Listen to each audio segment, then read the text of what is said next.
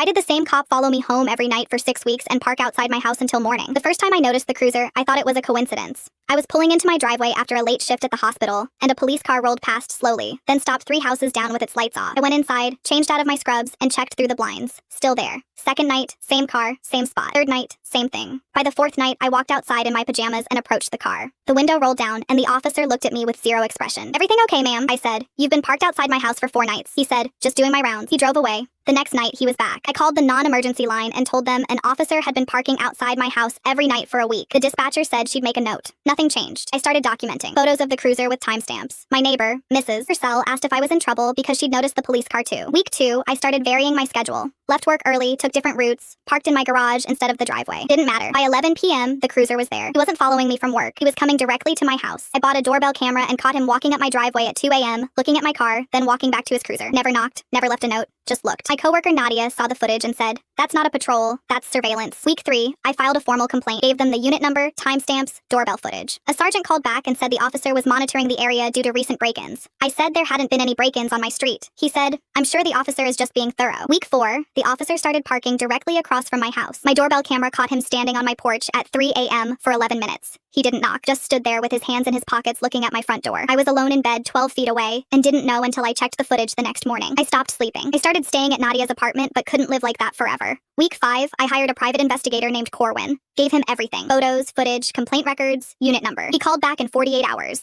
The officer's name was Dale Beckett. 6 years on the force. Clean record. Then Corwin said, "Have you ever had a patient named Dale Beckett or anyone connected to him?" "I'm an ER nurse. I see hundreds of patients. Nothing under his name." Then Corwin said, "What about Gail Beckett?" My stomach dropped. Gail Beckett came into my ER 14 months ago. Overdose. I administered Narcan, started the IV, held her hand while we stabilized her, and was there when she opened her eyes. She survived. I discharged her with referrals and crisis resources. That was the last time I saw her. Corwin said, "Gail is Dale Beckett's wife. She died of a second overdose 7 months ago. Different hospital. Dale blames the medical staff who treated her the first time for not doing enough." I said, "I did save her. She survived." Corwin said, "He thinks you should have held her longer, committed her, done something beyond discharge and a pamphlet." A man with a badge and a gun had been standing on my porch at 3 a.m. for 6 weeks because he believed I was responsible for his wife's death, and the department called it being thorough. Corwin took everything to the district attorney directly, bypassing the department. The doorbell footage of Dale standing on my porch for 11 minutes aired on every local channel. Dale Beckett was terminated and charged with stalking. Internal Affairs found my formal complaint had been dismissed without actual review. The sergeant who said he was just being thorough was suspended.